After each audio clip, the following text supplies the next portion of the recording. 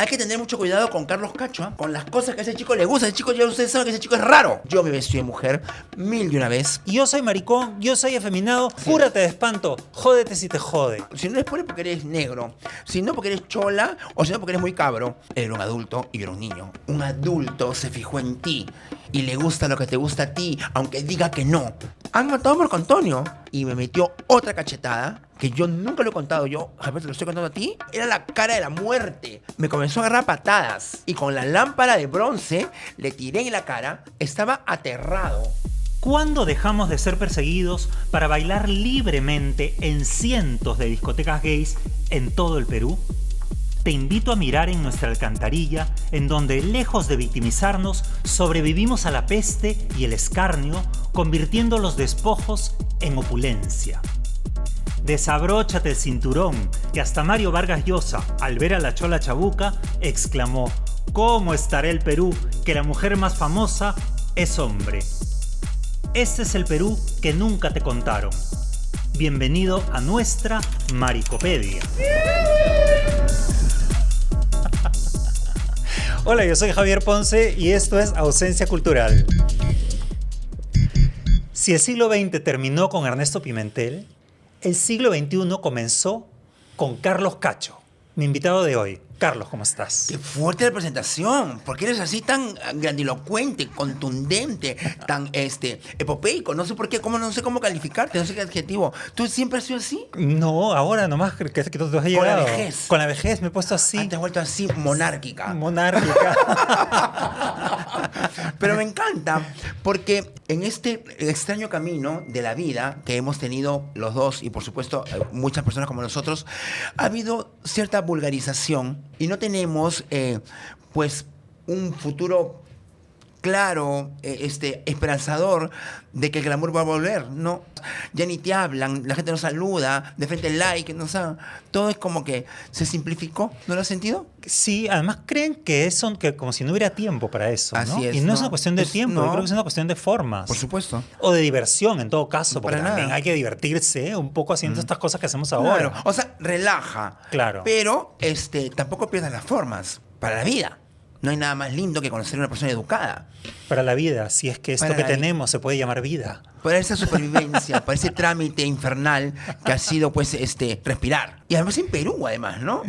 Que es un país que, Dios mío, o sea, no sé por qué nos tocó todas las plagas de Egipto.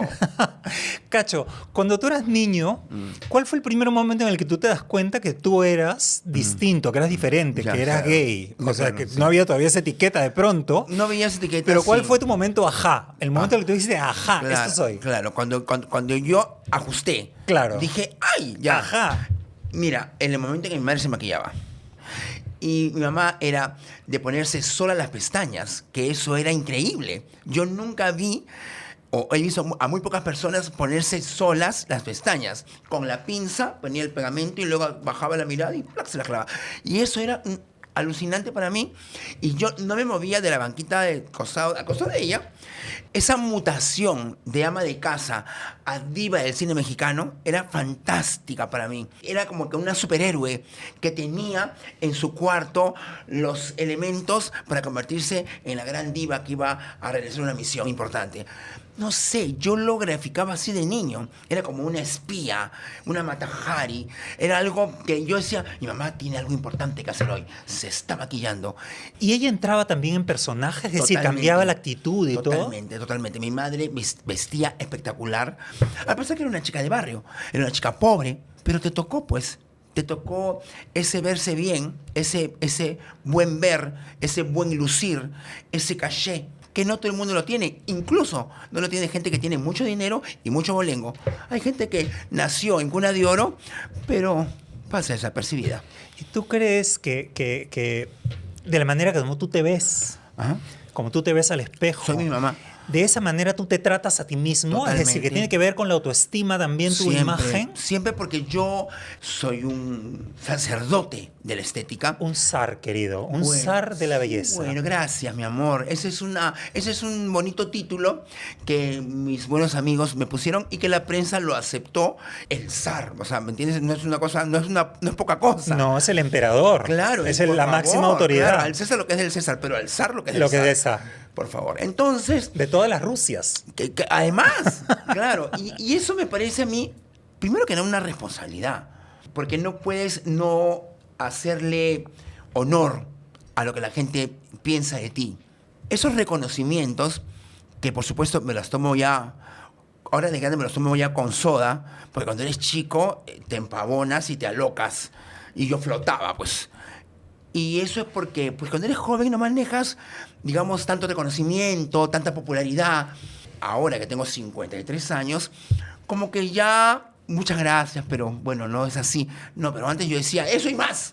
Claro, pero cuando uno es joven también se toma en serio no solamente los halagos, las lisonjas. Demasiado en serio. Claro, sino también los insultos. Así es. Entonces, Claro. ¿tú recuerdas en el colegio? Relaja la papa, maricón, claro, ¿no? Relaja la papa. ¿Tú recuerdas en el colegio, cuando eras más chico, que te molestaban? ¿Cómo era esa etapa? Me interesa entrar Yo por ahí de un chico era rato. muy manipulador. Yo cuando quería era encantador, ¿no? Era dulce, delicioso, era... ¡Qué lindo el Carlitos! ¿Me entiendes? Yo tenía siempre utilizado esa arma para conseguir las cosas que un niño, un adolescente, un prepuber quiere. Y en el colegio, pues obviamente yo era blanco perfecto para el bullying, que no se conocía en ese momento que era eso. Claro. Pero en un colegio de hombres, en un colegio nacional de hombres, que es la catedral del bullying, bien mariconamente, me hacía amigo del más fuerte del salón. Y yo le decía, vamos a hacer una alianza. Yo te voy a hacer tu examen de inglés y tú me vas a defender. De frente con marido ya. No era marido, literal, pero era lo que se veía. Tu protector. Claro, era de que yo era la primera dama del salón. Y el que generalmente me protegía era un pendejo de 7 suelas. Y me decía, ya, pero después me la agarras, me decía. O sea, quería más. ¿Y usted atracaba o no? Y yo le decía, ¿qué pasa? No, te voy a hacer, y te voy a ayudar con el examen también de literatura y con el examen de historia. Ya, pero de ahí me la vas a agarrar o no en el baño. O sea, El examen de anatomía, cacho. claro, él quería que yo se la agarre como sea. ¿Pero se la Y yo agarraste o no? Escúchame, entonces yo me defendía y yo me hacía el digno, porque además yo sabía, me gustaba, pero yo sabía que eso no iba a quedar ahí y al final yo iba a terminar siendo el manipulado y no al revés como siempre había sucedido. Sino ya al final yo iba a ser pues parte de su staff del pendejo, porque los adolescentes van con todo. Además iba a tener con qué chantajearte. Con todo. Iba a decirle a todo el mundo, esta me la agarró. Esta me la agarró. Claro. Y yo no quería que el salón finalmente compruebe Claro. lo que ya todo el mundo comentaba y Suponía. Es que no es sin suerte. Porque en mi salón había otra más maricona que yo. Y esa andaba, pero muy mal la pasaba. Muy mal. Porque yo tenía protector. El otro muchacho, que no voy a decir el apellido, por supuesto, la pasaba muy mal. Pues le agarraban la mochila, se la tiraban los cuadernos. Y entonces, ¿cómo es el salón? Claro. Terrible. El salón es terrible. Y yo lo miraba desde lejos, al costado de mi protector. Al costado de mi protector. Pero al Eso final- suena muy bonito, ¿ah? Pero al final, escúchame, terminé cagándola por perra. Porque me enamoré de un chico de un salón superior. Uy, traición. Así es. Que era además el brigadier del colegio. Y tenía más poder que mi protector. Te gusta la autoridad, cacho. Como toda marica interesada, me fui con él. Claro. Y la cosa es de que comencé a vivir una... Además, yo estaría pues en segundo y él estaba como que en cuarto. Una doble vida. Una doble vida. Me metí a escuchar las clases del salón de cuarto cuando yo estaba en segundo y medio en realidad. El colegio es todo para un adolescente, todo. Claro. Más que la casa, más que el barrio, el colegio. Es donde quieres quedar bien, es donde quieres tener presencia, es donde quieres ser popular también. Y recuerdo que una vez, en una reunión de padres de familia, una señora habló en voz alta y no se había dado cuenta que mi mamá estaba ahí también. Y dijo, hay que tener mucho cuidado con Carlos Cacho, ¿ah? Ese niño, ya ustedes saben cómo es. Mi mamá volteó así como el exorcista. Ese chico tiene sus cosas. Así que, por favor, atentas, ¿ah? Con las cosas que a ese chico le gusta. Ese chico, ya ustedes saben que ese chico es raro. Y mi mamá dijo, ¿está hablando usted de mi hijo? Mi hijo tiene nada de raro, le dijo. Nada de raro ni de anormal. Mi hijo es un chico que tiene excelentes calificaciones, primero. Segundo, un chico bien comportado. Y usted, señora Vallejo, ¿no? Yo se la conozco, porque su hijo va siempre a buscar a mi hijo a la casa. La destruyó. Quemado. Quemado. ¿Cómo? Su hijo va siempre a buscarlo a mi a la casa. Y yo no le dejo entrar, pero va siempre. ¿Ah? ¿Usted sabía que su hijo va a mi casa? Entérese porque no le cuenta que va a visitar a mi hijo y se quedan toda la tarde en el cuarto. ¡Bah! La tumbó.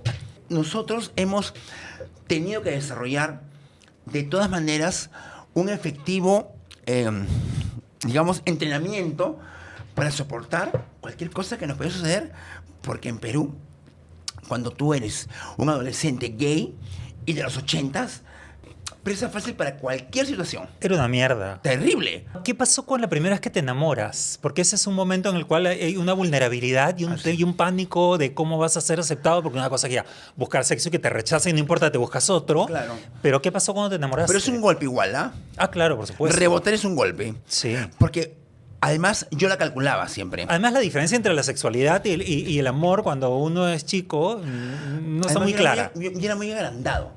Yo tendría 14, pero me gustaban los de 20, me gustaban. No me gustaba el de mi salón. Y ahora que tienes 50, ¿te siguen gustando los de 20? No, es que me persiguen los niños más bien ahora. Y nunca me han gustado tampoco tan jovencitos. En ese momento era un triunfo conquistar a un muchacho de 20 años. Era todo. Porque tú tenías 14.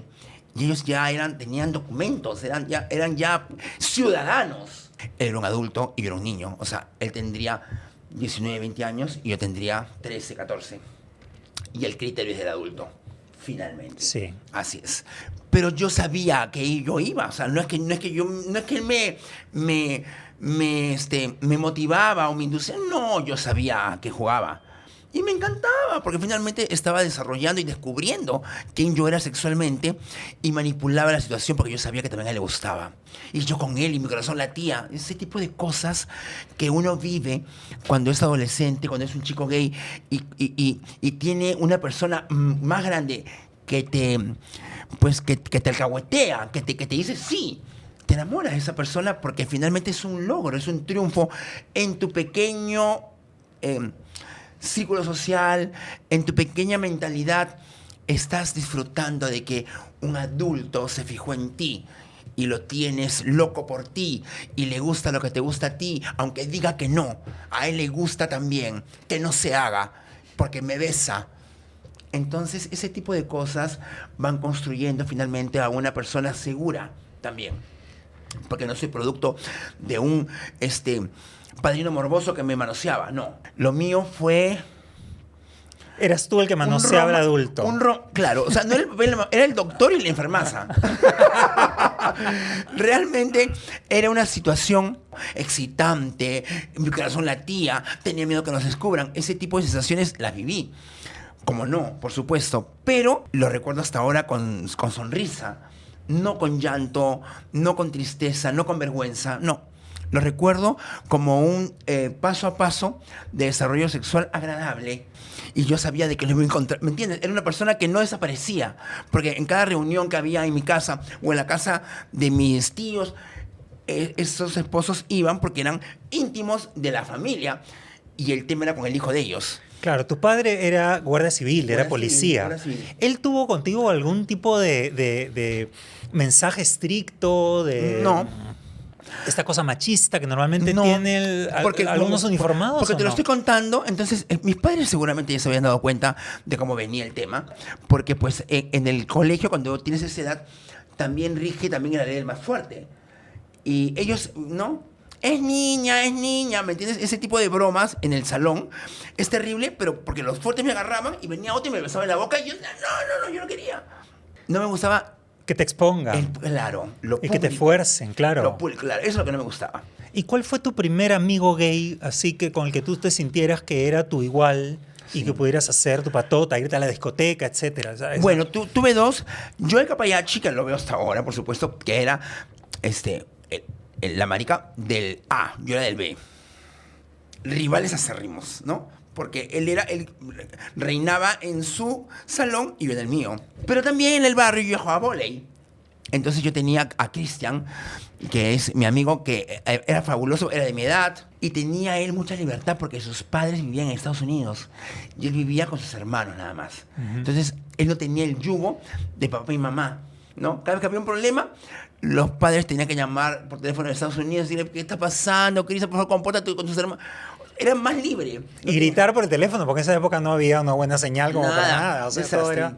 Entonces, yo quería ser así como él. Y él ya, 16 años, ya estábamos en la discoteca. Recuerdo un momento histórico. No sé cuál era. No sé, el Stewart, me parece que era. Llegó mi madre a sacarme de ahí. Ay, no me digas, Cacho. Claro, fue terrible ese momento. Mi papá... Pero bueno, tu mamá, ¿cómo sabía dónde quedaba la discoteca? te voy a contar la historia. Era la época del terrorismo, era terrible. Todo oficial tenía un patrullero que resguardaba la casa del jefe. Porque era terrible, la época esa eran los 80s. Claro, te siguieron. Espérate. Mi madre, como siempre buena samaritana, eran 2 oficiales que estaban siempre en guardia en la puerta de la casa. Y le decía, qué pena esos chicos toda la noche en el patrullero. No, qué horrible noche pasan esos chicos. ¿Por qué? No. Vamos a hacer así. Uno se va a entrar a la casa a dormir. Pobrecitos. Y mi papá le dijo, bueno, toma las decisiones que tú quieras, vieja, no sé. Además, ¿a dónde? No lo vas a poner a dormir en el mueble. Pero si en el cuarto de Carlitos hay otra cama. ¡Ah! Yo estaba calladito así. Carlos, ¿por qué no llamaste? No sé. Escúchame, es que a mí me puse acá. Y había uno que era muy bello, muy guapo. Aunque fuera feo. Aunque fuera feo, claro. Era una cosa, era mi corazón. No hay pan duro, no hay pan duro. Mi corazón latía. Cuando hay guerra. Y eran esas situaciones que yo vivía con el guardia, porque yo sentía que yo vivía un romance con él. Claro, yo ya tendría pues 16, 17, y él era un chico que había sido asignado al resguardo de la casa. Pero luego se cortaba, pero comenzaba la historia con el otro. No es que era, claro, porque era uno y el otro se intercambiaban el descanso. ¿Y con el otro también tenías este romance? No, pero el otro sabía que yo tenía algo con el amigo. Ya. Y me decía, tú estás enamorado de mi compañero, ¿no? Me decía. Era otro chantaje. Otra dinámica. Era loquísimo vivir ese momento, porque escúchame, ese despertar de una persona, y son mis historias de niño. Tengo una seguridad sexual, yo voy por la vida muy tranquilo. Yo no voy de rechita, nunca voy de rechita. Pero tu seguridad no es solo sexual, tu seguridad va a todo nivel, ¿no? No, porque yo he notado que una de las carencias que tenemos como comunidad, de repente, es esa necesidad que he visto mucho en mis amigos, en la gente cercana, pareciera de que no la ven nunca. Están desesperadas. Sí, lo que pasa es que de jóvenes, pues, la gente no puede vivir normalmente su adolescencia, claro. su sexualidad. Como que se quedaron aguantadas. Claro, la postergan y entonces en el momento que la pueden vivir ya hay como una necesidad de recuperar el tiempo perdido, ¿no? Así es. Y entonces hay una especie de locura y obsesión ahí por eso. Y hay una obsesión. Entonces a mí eso me preocupa porque justamente en esas circunstancias es que la gente abusa de ti. Claro. Porque te manipula, porque le pone tarifa a su cuerpo, siente de que tú eres débil frente a él porque él te gusta y cedes. Y de eso habla mi unipersonal. Mi unipersonal que estoy preparando y que ya sale en 3 o 4 semanas, se llama Carlos Cacho, Regreso de Ultratumba. ¿Qué cosa es la ultratumba para mí? La ultratumba fueron los romances en los que cedí con tal de ser feliz. Y se convirtió en un verdadero infierno. ¿Pero tú crees que eso es privativo de los gays o normalmente uno entra en un estado de vulnerabilidad que cualquier cosa te pasa? Porque el amor estupidiza. ¿Y con la edad es peor o no? Pues estoy más débil que nunca, porque ya no estoy bello, ya no estoy joven, entonces las armas se te van acortando. Pero cuando uno es joven, uno es bello, uno tiene las armas pues para la guerra. Y nunca abordo a las personas. Me tienes que hacer un juego de luces, algo, ¿me entiendes? No voy como que de frente, no. No. Yo no voy hacia la guerra. Además, después de cierta edad, ya las hormonas... Es más prudente. Las hormonas ya no te gobiernan. Así es. O sea, te pueden exigir, te pueden pedir si quieres, pero ya no te gobiernan. Ya no son dueñas de tu actuar, entonces ya no cometes, digamos que tantas locuras. O por lo menos no debieras cometer tantas locuras, ¿no? Porque es triste. Esas vergüenzas yo no las paso. Nunca las he pasado. Nunca me ha gustado. Esos rapiditos, por ejemplo, que son tan normales en la comunidad gay, nunca han sido mi vacilón. Pero ¿no te parece que también lo que pasa es que hay una falta de guión social? Así es. Porque claro, hasta los 29 años entre los gays y los heterosexuales más o menos que vivimos lo mismo, ¿no? Lo mismo. Ya estudias, la luego otra universidad, cosa, siempre. etcétera, ya luego. Sí. Y te pasan cosas, ¿ah? No, de todas maneras. Ay, por favor, los éteres, ya tú sabes de que... No, por supuesto. Llega un punto en el que ya ellos pueden seguir haciendo otras cosas, Claro, ¿no? porque ya se casan, tienen hembrita, hijos, pues. que no sé qué, Claro. y luego es ver crecer a los hijos y toda esa dinámica. Claro, su vida tiene una continuidad más o menos establecida. Claro, nosotros pasamos cierta edad y ¿qué seguimos haciendo? La gente discoteca. sigue metida en las discotecas a los Claro. 60 años cuando en realidad, si no fueran gays, no estarían ahí. Claro, qué terrible. Entonces, sí, y por otro lado es un poco como pensar, hay un Pero vacío. tampoco me voy a jubilar desde tiempo. No encerrarte, pero te digo, a ti te sigue provocando. No tanto. Mis amigos más jóvenes me llevan arrastrando. Que vamos, ¿por qué te acercas en la casa? Que eres un viejo, vamos. Y me guerrean y termino yendo. Y siempre me voy a encontrar con alguien de la época, ¿no? Que me abraza, me saluda. Y a veces llego a la discoteca y no falta el DJ. Bienvenido Carlos Cacho, que nos ha visitado esta noche. ¡Qué alegría! Soy bien recibido. Los chicos gays me piden una foto. Entonces la paso lindo, me siento querido, me siento respetado por la comunidad a la que de verdad le he dado también con garrote yo, porque Se lo merece. porque Porque se ha vuelto muy cojuda, muy debilucha. Porque además, A ver. y además muy intrépida, muy faltosa también en algunos temas. No estoy de acuerdo en muchos aspectos. Me parece terrible que los gays se besen en la puerta de la catedral o de una iglesia cuando para muchas personas como tu madre o la mía, una iglesia es un lugar sacrosanto. Exigen respeto y no lo dan. Entonces me achoro cuando pasa eso. ¿Qué te vas a besar con tu novia en la catedral? ¿Qué tiene que ver la catedral con esto? O sea, vete al Congreso, que las leyes finalmente son ahí donde se aprueban. Si tú le rezas a la cucaracha, bueno, tienes fe en la cucaracha, crees en ella y será ella la que te hará tu milagro de vida.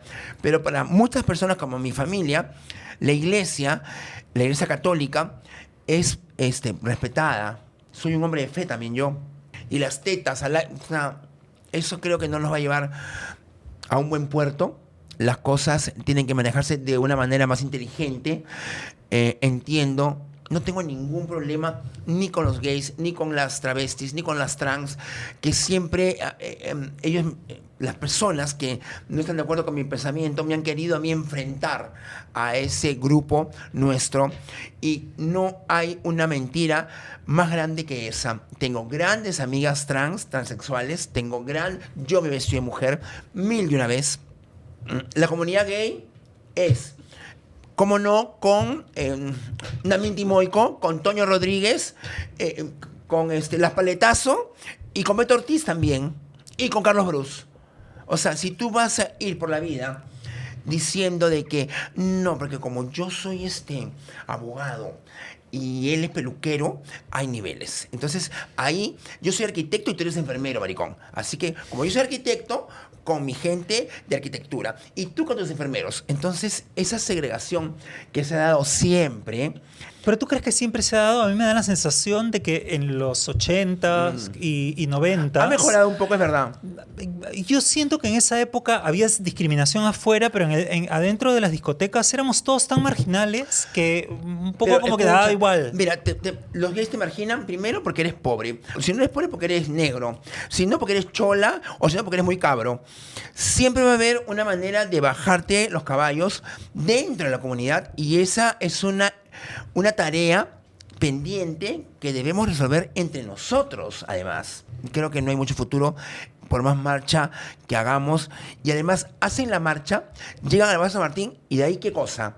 No hay un líder LGTB que dé un mensaje esperanzador. No se pone una agenda donde digamos, este año nos hemos encargado de ABC. No hay nada. O sea, llegan a la Plaza San Martín, chupan, bailan y se van a su casa.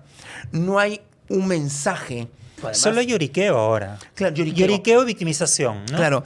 Pobrecita de mí, pobrecita de mí. Ah, sí, pobrecito de mí. soy maricón y pobrecita de mí. Pobrecita de nosotros. Y no, entonces me parece una tontería porque no hay nada que la gente diga, se hizo, pusimos en agenda el año pasado y este año hemos cumplido la meta y este año que viene vamos por más. No hay nada planeado. Es la marcha, la pintadera. No, porque no quieren resolver nada, porque en la medida en la que se resuelvan las cosas van a dejar de recibir dinero de afuera, los que están organizando la marcha. Así es. Entonces la idea es de seguir con perpetuar el problema. El problema, claro. Perpetuar Y seguir la cobrando. victimización y seguir recibiendo plata de afuera. Ya sabemos cómo funciona el asunto de las ONG. Es una ONG. Si estuviera en manos de la gente como sensata.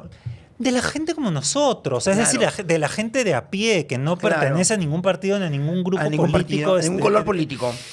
Por eso es que yo decía que el siglo XX lo cerramos con Ernesto Pimentel, Así es. porque fue así el gran personaje El que gran capitaliza lo que aprendemos en el siglo XX. En el siglo XXI comienza con Carlos Cacho, porque tú saliste con tu programa Mil Disculpas sin ninguna vergüenza. Diciendo que era gay. A decir, yo soy maricón, yo soy afeminado, Así cúrate de espanto, jódete si te jode. Así es, ¿no? así es. Y con una mujer, como la Borlini al costado, que era una belleza, Una que belleza. la gente se quedaba mirando. Una y locura entonces era la dupla. La dupla funcionó y simplemente los curó de espanto a todo el mundo. A todo el mundo.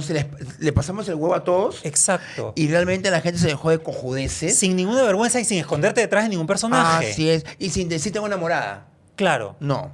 De frente. Yo soy esto y acépteme como soy porque esto es lo que hay. Yo soy esa. Así es. Que tú te imaginas. Y es que, en realidad, nunca me avergoncé de lo que me tocó ser. Te lo dije hace un momento. Hice de lo que me tocó ser el negocio del que vivo, finalmente. Lo capitalicé. La gente dice, tu opción. No, no hay opción. ¿Qué No hay opción? opción, Porque no nadie hay un botón. elige. No hay un botón. Nadie elige. La gente dice, ay, tu opción. No, no es opción, es lo que me tocó ser. Punto. Me tocó esto. Pues tengo que enfrentar. Pero a partir de eso tú has tomado decisiones, Mi vida. decisiones acertadas, en algún momento decisiones desacertadas, Por como supuesto. todos, ¿no? Pero decisiones al fin que te han traído hasta donde estás. Así es, que me han mantenido finalmente. Y yo no quitaría ni un solo ladrillo de tu edificio, ¿ah? De los que a veces la gente considera, oye, esos son mis errores, quisiera regresar el tiempo No, para sacarlos. no. No quites nada porque de pronto me desmorono. Lo que no, escúchame, lo que no sumó, me enseñó. Eso es lo que yo digo. Ya está. Yo, cuando me dicen, ¿tú a quién le has ganado? Yo a nadie. A nadie. Yo más allá de todo lo que sé lo aprendí perdiendo, Ya está. ¿no? Y yo creo que a ti te ha pasado igual. Sí, por supuesto que sí, porque fueron lecciones que si hubiera ido todo a pedir de boca, no las hubiera aprendido, no hubiera entrado en cuenta. Tanto gol hecho de media cancha, de pronto te convierte en un imbécil que no tiene la posibilidad de darse cuenta de que has tenido suerte y punto. No de que tú seas extremadamente brillante y que todo te va a salir a pedir de boca redondo. No, no seas cretino. ¿Cuáles son los errores que tú abrazas? Que tú reconoces que ha sido un error en tu vida y que dices, bueno, yo esto La bocaza, está ¿no? bien. La bocaza que tenía grandaza y que finalmente salían sapos y culebras frente a una situación en la que yo me divertía, pero había gente que salía encimada. Yo me acuerdo un día saliendo, Y eso- saliendo de una discoteca, yo estaba con Eric Pázara. ¿Ya? Tan lindo, Tan Eric. lindo, hasta el lindo. Sí, Ahí se fue. una belleza, Eric. Salía con Eric Pázara y tú lo saludas, ¿no? Porque es tu amigo. Me saludas a mí y a la hora que te despides de él le dices, chao, que te mejores. Que te mejores, claro. Claro, o sea, que se quedó medio así como gay, que estoy con cara de Es enfermo. porque eran las frases, porque la tendencia marcaba era tener las frases ganadoras, pues, ¿no? Y era divertido decir, oye, salió con tus análisis. Entonces, eso era muy de la discoteca de ambiente, ¿no? Salió con tus análisis. La gente se cagaba de la risa, porque qué pendejo, ¿me entiendes? Y tomar ese tipo de comentarios que son fuertes, porque el humor gay es fuerte. Es que siempre hemos ejercitado así la lengua para poder defendernos afuera. Así A es. ver, o sea, por eso las maricas que lloriquean Ay, cuando me le dan dices cola, algo. me dan cola, porque es mentira. Es mentira, porque pues. somos de acero. ¿Y por Somos qué de ellos acero. dicen peores cosas? En la discoteca se dicen samba canuta y todo el mundo celebra. Claro. Que no se hagan las bobas. Había, pues yo me acuerdo en la casa de la Temple, que nos juntábamos ahí, una competencia a ver quién era el peor. ¿Quién era más maldita? Claro, con la Jari, acuérdate, pues la Por lengua, favor, a ver, la verdadera lengua. La verdadera lengua, ¿no? Y entonces eso fue un ensayo, una competencia Claro. también para no quedarte callado. Un entrenamiento. Un entrenamiento. De afilar la punta de la lengua. Un mecanismo para protegerte. Y para cualquier cosa que te diga la gente, ¡plá! Inmediatamente lanzar el veneno, el Claro. dardo, así, paralizante. Para que no se metan contigo, carajo. ¿Qué cosa? Eso que funcionaba deliciosamente en los 90s y que era la manera como nosotros percibíamos el mundo, además, ¿no? A la defensiva.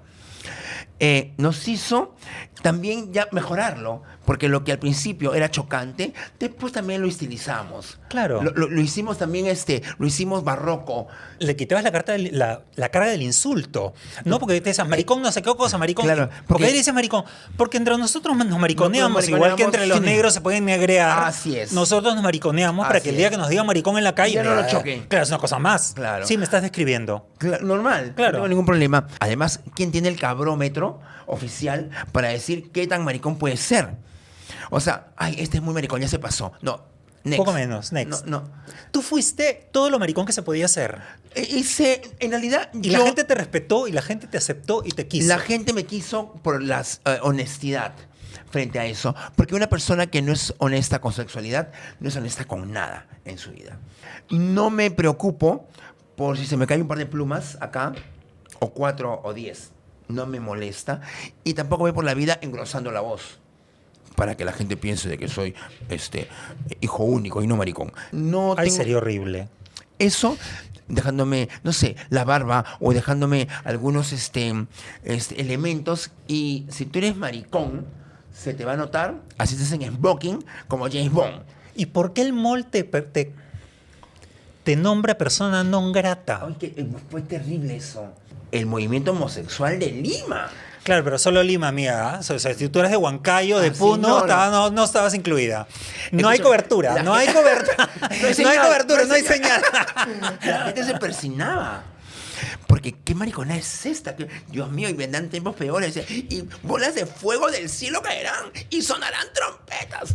O sea, el apocalipsis. ¿Y cómo fue lo de que te declaran persona non grata?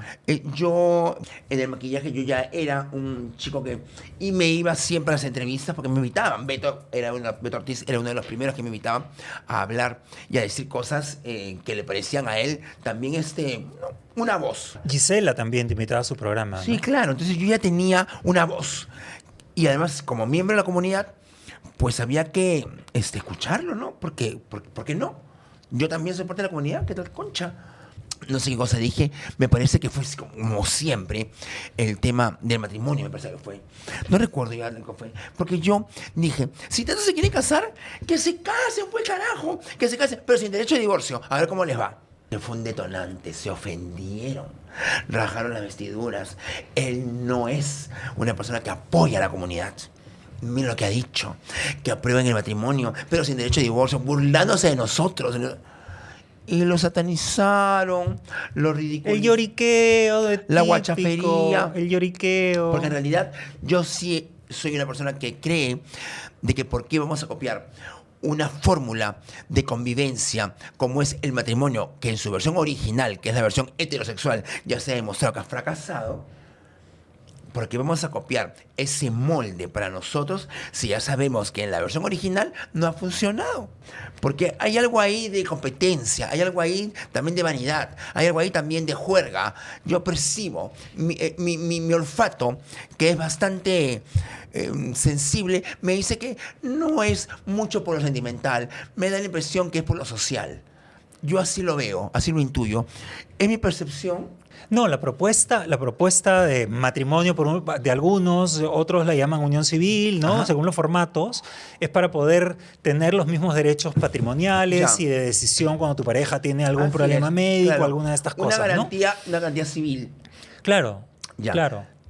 Porque puede ocurrir que yo tengo una pareja, pasan muchísimos años y finalmente yo me muero y mi pareja se queda Hay desprotegida. protecciones legales.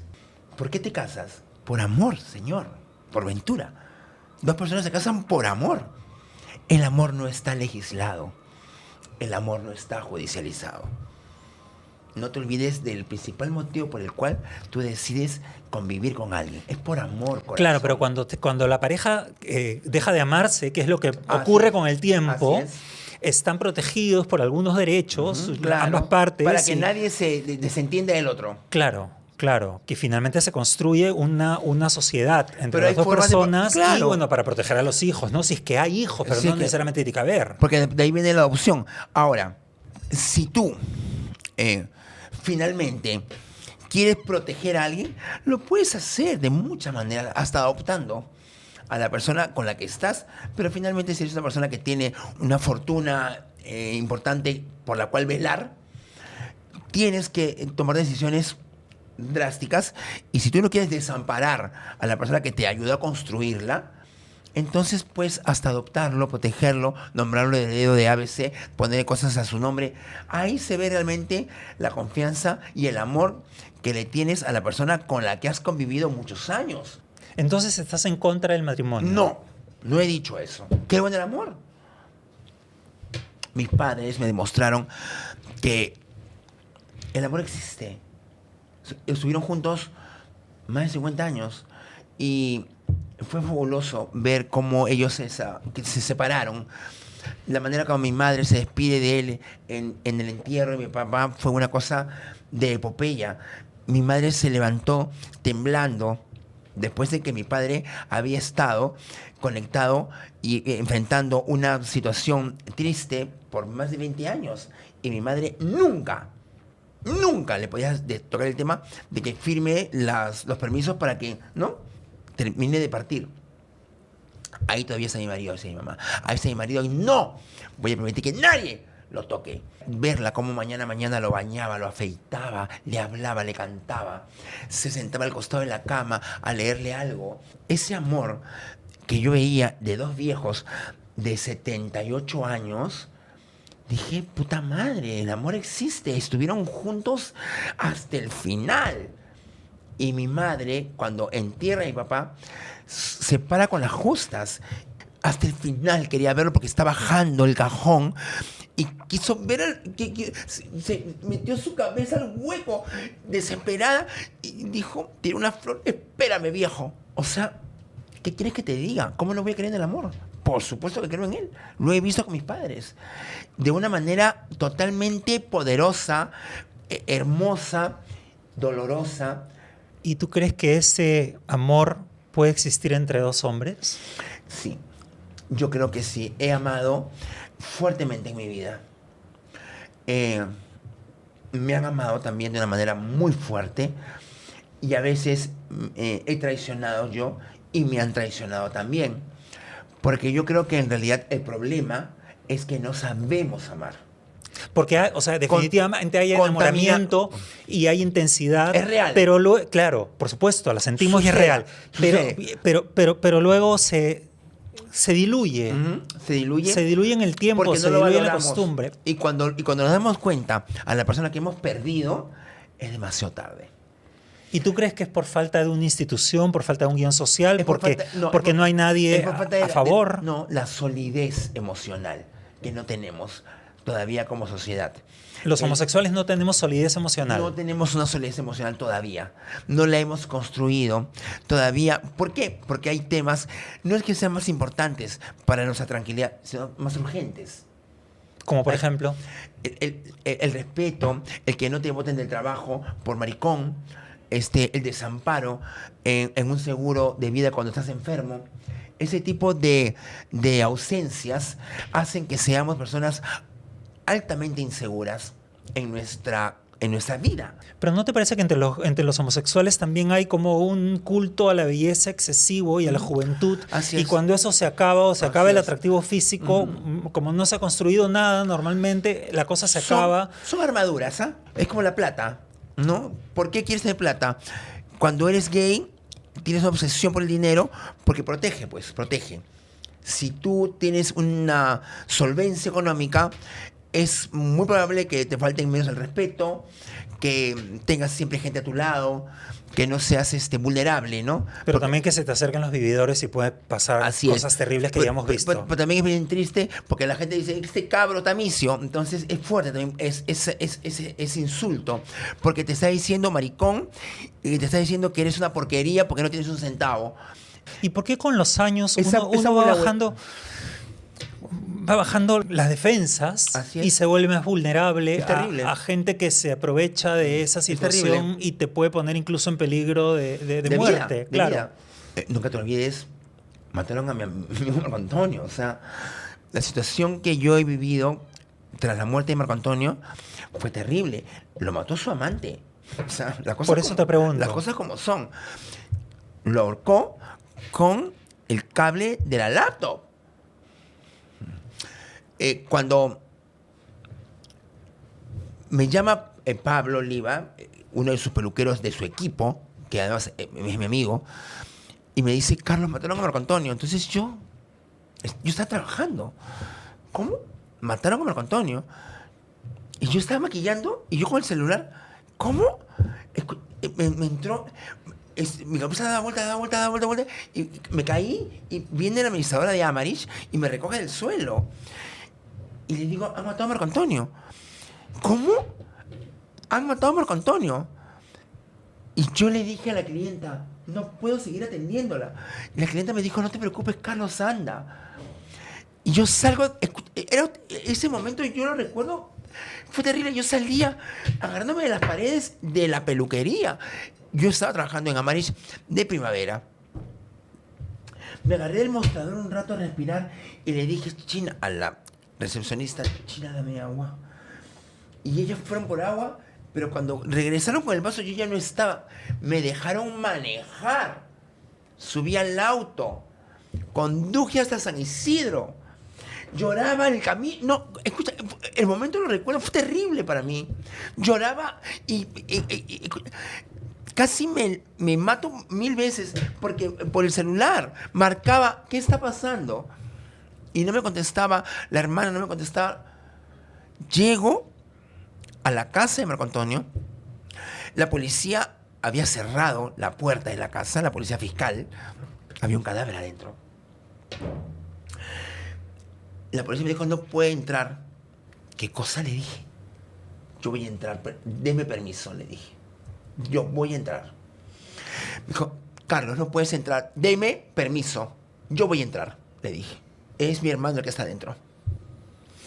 ¿Cómo me habrá visto la policía que me permitió el pase? Cuando eso ya estaba con la cinta amarilla. Ingreso y lo que yo vi hubiera preferido no verlo. Porque fue horroroso eso. La presión del cable había hecho que los ojos estén afuera. Era terrible eso. Era la cara de la muerte. Y dije, no puede haber pasado esto. Escúchame, me hallé nuevamente, me recogieron. Chechi Yáñez, el famoso coreógrafo, que era muy amigo de Marco también. Me agarra del suelo, me dice, ¿qué está pasando? Le dije, no entiendo nada. Esa vorágine, esas horas que yo viví tras la muerte de Marco Antonio fue terrible. Hugo Coya, el periodista, Hugo Coya, me dice, están tras los pasos del asesino, pero la policía te quiere entrevistar. La policía quiere hablar contigo, Carlos. Y yo le dije, no tengo tiempo para nadie. Tienes que hablar con la policía. Porque esto ha sucedido. Y tienes que colaborar. Habla con la policía. Le dije, no voy a hablar con nadie. Y Michelle Alexander me dijo, habla con la policía. Hugo Coya y muchas veces me dicen que tengo que hablar con la policía. Me siento con la policía. Y me pusieron una serie de preguntas que yo dije, ¿ellos están pensando que yo estoy involucrado en esto? Pues yo sentí que las preguntas eran como que... Incriminatorias. Yo, no sé si ese es un método de confesión, no lo sé. Pero yo sentí en ese momento que ellos me están... Interrogando de una manera muy... suspicaz. Muy irrespetuosa. Como que yo también formaba parte de los sospechosos. Yo me indigné. Y al final entendí que eso es un mecanismo, es una metodología que utiliza la policía para finalmente dar con un crimen, dar con el asesino de un crimen como ese. Al día siguiente, yo era un cadáver, lloraba y lloraba y lloraba y no abría la puerta del cuarto. Y mi mamá detrás del cuarto decía, hijo, abre. Y yo no abría. Hijo, abre la puerta. Y yo no abría porque yo decía, abre. Yo no quería abrir, yo estaba en mi cama. Mi mamá me insistía a tocar, por favor, come algo. Yo no quería saber nada. Le abrí la puerta a mi mamá. Mi mamá me dijo, sé lo que estás pasando, me dijo. Pero quiero que sepas de que lo que ha pasado, pasó a tu costado. Pudiste ser tú. Pudiste ser tú. Y tienes que aceptarlo.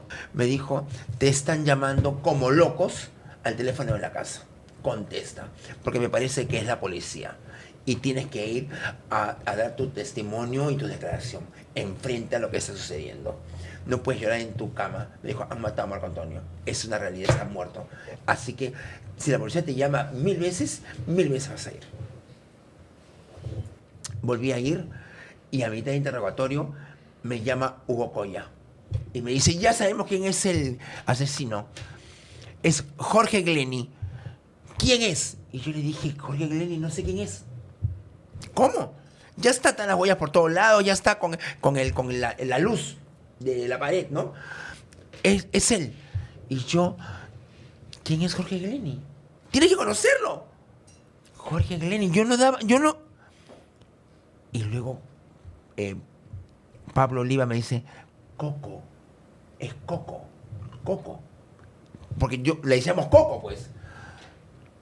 No puede ser. Es Coco Glenny quien lo mató. Ya lo demás, todo el mundo lo sabe. Pero yo te estoy contando las horas límite de lo que estaba sucediendo entre nosotros cuando mataron a una persona tan cercana a mí. Mataron a mi mejor amigo. ¿Me entiendes? Cuando te matan a tu mejor amigo, un chip cambia en tu cabeza. Han matado a mi madre también y eso ya fue, ¿no? Estoy aquí completo por no sé, por evidencia del de arriba. Pero yo he pasado cosas sumamente fuertes en mi vida como, no como gay, como persona. Y seguramente han construido en mí el ser humano que soy, finalmente. Un poco frío, seguramente un poco frío, un poco distante también. Ya no me involucro mucho con la gente. Pocas huevas también, de frente, a la yugular, no me hagas perder el tiempo. Y porque son circunstancias que finalmente me han delineado. Pero déjame decirte una cosa. Cuando sucedió esto, luego tuvo entrevistas. Vas a la cárcel a entrevistar a Coco Glenny, que es el asesino de Marco Antonio, y mucha gente te criticó. Muchísima gente. Y déjame decirte que yo hubiera hecho lo mismo. Así es.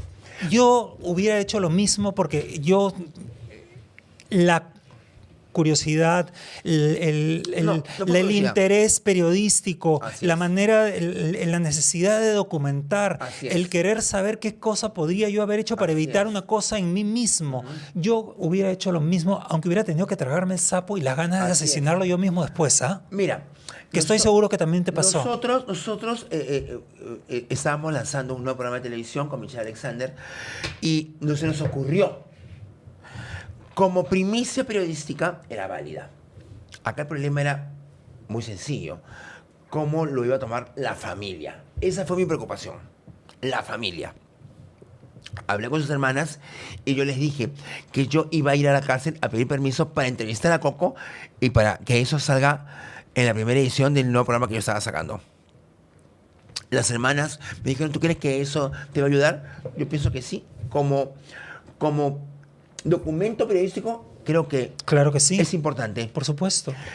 Sin embargo, no calculamos cómo lo iba a percibir el público masivo. Y al público masivo no le gustó. Esa fue la realidad. Se sintieron ofendidos. Sintieron de que yo había traicionado el alma de Marco Antonio, cuando no era así. Porque Marco Antonio, que también era un hombre del medio, seguramente como tú, hubiera hecho lo mismo. Hubiera hecho lo mismo, claro. Porque Marco Antonio también era un hombre televisivo y sabía también perfectamente lo que funcionaba y lo que era válido hacer en el duro, frío y contundente negocio de la tele. Pero más allá del frío y contundente negocio de la tele, es válido saber y hablar con una persona, por más dañina y psicópata que sea. Bueno, Bueno, es mi lado psicólogo y Ya. mi lado documentalista. Yo lo haría. ya está. Pero se trataba de mi hermano. Entonces, a la gente no le gustó, punto. O sea, no voy a discutir ni voy a contradecir la percepción popular. Ah, bueno, es que no todo lo que uno hace le va a usar a la gente tampoco, Y la ¿no? percepción popular fue que eso yo no debía haber hecho y la gente me bajó el dedo. Ok, lo enfrenté, porque sucedió. Lo enfrenté y ya me veía, se me sentó en Panorama, dando explicaciones de una manera, pues, triste. Yo me preocupé. No porque la gente me había bajado el dedo, no me importaba eso, sino porque la gente pensaba de que yo le había faltado el respeto a la memoria de Marco Antonio, y eso sí me dolía, porque no es cierto. Marco Antonio era una persona que finalmente formará siempre parte importante de mi vida, porque es un loco con el que hicimos todo juntos. Y nadie mejor que tú lo conocía y podría haber sabido qué hubiera pensado él de eso. Marco Antonio, siento que no la calculó. Pienso que seguramente las circunstancias en las que se desarrollaba ese romance que él tenía con este muchacho eran bastante, de repente, no sé si violentas, pero bastante, eran en estéreo, era grandilocuente. Las veces que ellos iban a beber a mi casa, era terrible, digamos, el volumen de su trato. Se trataban en un volumen bastante elevado, pero al final se acercaban y había un apasionamiento entre ellos. Yo recuerdo claramente que las veces que ellos iban a mi casa a buscarme a la 1 de la mañana, a las 2 de la mañana, y comenzamos a esa hora a beber. Porque, bueno, Marco Antonio traía el whisky y me decía, necesito que me abras la puerta. Abre la puerta. ¡Tric! ¡Ábreme! Estoy afuera. Son las 2 de la mañana. ¡Ábreme! Y yo le abrí la puerta de mi casa, pues, ¿no? Y él estaba con el muchacho. La historia de ellos que se trataban de manera, con un volumen muy alto.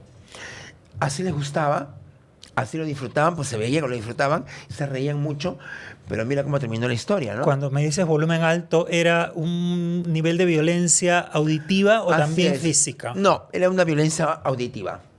Era una... Verbal. Verbal. La joda entre ellos, porque era una joda, pues se reían. Pero tú sabes de que, es que la cortina, el tul es muy delgado, pues. Para que tú disfrutes de un trato tan estereofónico y que no se te pase la lancha, pues. Y delante de otra gente, ¿no? Estaba yo solo, ¿no? Pero igual se decían cosas sexualmente fuertes, por ejemplo. Me reía porque yo no me hago el calzón con bobos. Y tenían esa... o sea, así se manejaban ellos. Y después terminaban ahí abrazados. O sea, era una cosa bien, ¿no? Ellos lo manejaban así. Y yo creía que finalmente ellos se entendían muy bien en la intimidad, ¿no? Se notaba que en la intimidad ellos se manejaban, pues, ardientemente, ¿no? Y lo disfrutaban. Es por eso que el Marco se apasionó con ese muchacho, ¿no? Cuando sucede toda esa historia horrible, ¿tú cómo te repones? ¿Cómo te enfrentas a nuevos hombres, a nuevas posibilidades? ¿Cambió tu manera de relacionarte? Sí, mucho, mucho, porque yo he enfrentado también en algunos momentos de mi vida situaciones límite con un muchacho, ¿no? Con alguien que conocí de pronto y que como lo conocí, me gustó, entonces vamos a seguirla, ¿no? Y esa es la que la gente hace cuando es joven. conoce a alguien en la discoteca, en una fiesta, en una parrillada, te enganchas, comienzas a beber, comienzas a giliártelo y de pronto sientes que estás enamorado, que estás 2 metros bajo el cielo, el suelo, y a seguirla. Y es ahí cuando viene el tema, pues, ¿no? Yo he enfrentado situaciones muy peligrosas, ¿ah? Pero yo he tenido la muñeca para librarla. Yo he tenido la tranquilidad, la inteligencia emocional para escapar de situaciones que yo sé han sido muy peligrosas en mi vida, muy peligrosas. Recuerdo una situación terrible en un hotel, además, con una persona con la que yo ya me había visto otras veces. Y yo me estaba viendo seguidamente con esa persona, pero no lo veía públicamente. Nos encontrábamos en un lugar específico porque estábamos viviendo una aventura sexual, finalmente, que se repetía. Esa persona que me encantaba y que yo ya veía varias veces, un día se volvió loco. Levantó el tapizón y lo despegó del suelo. Y yo me asusté. Y corro al baño a esconderme y él me empuja la puerta del baño y como me empuja a mí y yo con la cabeza rompo el espejo del baño. Entonces la situación ya estaba terrible. Saqué mi lado más inteligente y dije, escucha, ¿qué te pasa? Y le di la vuelta a la situación porque yo ahí cualquier cosa pudo haber pasado. Él estaba demasiado alcoholizado, él estaba muy acelerado y a él le había molestado un par de cosas que yo había dicho, que seguramente los dije también motivado por la valentía que te da el alcohol. Pero tuve la capacidad de darle vuelta a la muñeca, de darle vuelta y de reponerme al alcohol, a la borrachera y darme cuenta de que esto estaba ya pasándose de castaño oscuro y tenía miedo.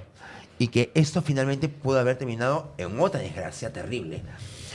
Me comí un susto terrible y además no terminaba. Te lo estoy resumiendo, pero esto fue más o menos 40 minutos. Fue de verdad de terror. Y además yo decía, ¿en qué momento suben a tocarme la puerta por el escándalo? Porque, claro, alguien que suba a ayudarte. Alguien que suba a cortar el asunto. A cortar el asunto, nadie subía. Era un apart hotel. Claro. Entonces era más difícil que la bulla se escuche, porque era un espacio más grande. Además, normalmente la gente escucha estas cosas y no quiere meterse, ¿no? Así es. Y dice, hay 2 hombres. No, no. Incluso si cuando hay una agresión a una mujer, la gente no quiere meterse, no quiere formar parte del asunto y no quiere recibir de pronto la violencia también, ¿no? Terrible. Entonces la gente no se mete en muchas ocasiones. Eso yo te lo he contado, yo nunca lo he contado esto, te lo he contado a ti, porque se trata de ti. Y yo, hoy te voy a contar una historia que es la primera vez que yo la voy a contar públicamente y me sucedió. Yo estaba en Italia con un gran amigo mío, Jorge, que vivía allá en Milán. Y bueno, estábamos en un bar. Estábamos en el Café Atlantique, que es un bar que no es un bar gay, en Milán. Y yo sentía que una persona me estaba mirando mucho. Y yo me hacía el loco, pero me estaba mirando de verdad. Y cuando yo lo veía, era un hombre, porque era un hombre de 40 años más o menos, muy bello, muy bello. Y uno sabe lo que puede, pero uno también sabe lo que no puede. Y yo decía, no es para mí. Y Jorge me dice, escúchame, ¿cómo te mira ese loco? Me dice. Entonces cuando me vio Jorge me lo dice, porque yo no le quería decir, porque yo sabía que Jorge me iba a decir, oye, ubícate, ¿qué te va a mirar él a ti? ¿Estás loca? Me dijo, no. Tíratelo. Escúchame, me molesto contigo, me dijo. Fuimos a un hotel y cuando nos estábamos besando, él me metió una cachetada. Y yo le digo, ¿qué pasa? Cosa c'è? Sei pazzo? No, me excuse, mi amore, no. Como que él le fue la mano y, ¿no? Y yo, ¿qué pasa? Le dije, no. Y se hizo y siguió besándome. Y cuando siguió besándome, me abrazó muy fuerte y me metió otra cachetada que fue terrible la cacheta que me metió, que yo me asusté, le dije, ¿qué te pasa? Me quiero ir, le dije. No, no te vayas. Y me comenzó a jalar y me comenzó a dar una de puñetes en el cuarto del hotel. Era un hombre muy fuerte, era un hombre muy grande. Y yo estábamos con poca ropa, los dos. Yo estaba con boxer y él estaba con pantalón sin camisa. La situación que yo viví en ese momento, que yo nunca lo he contado, yo, Javier, te lo estoy contando a ti, pues es una historia que mis amigos cercanos saben que me pasó, pero yo nunca lo he contado públicamente. Me comenzó a agarrar patadas en la habitación del hotel. Yo estaba aterrado y yo agarré una lámpara de bronce, porque la decoración era de ese tipo, y con la lámpara de bronce le tiré en la cara y él le tiré con todo. Y yo salgo en boxer al lobby del piso donde estábamos. Y de ahí regreso, mucha vergüenza, saqué mi pantalón, saqué mi camisa, sin zapatos. Y bajé por las escaleras huyendo del hotel. Eso me pasaba a mí. Carlos, horrible. Espérate. Salgo, el gendarme no estaba en la puerta del hotel, cosa que a mí me parece sospechoso. Yo creo de que más bien ese sujeto operaba ahí, porque era increíble cómo no había nadie en recepción. Salgo a la calle sin zapatos, vistiéndome, además aterrado.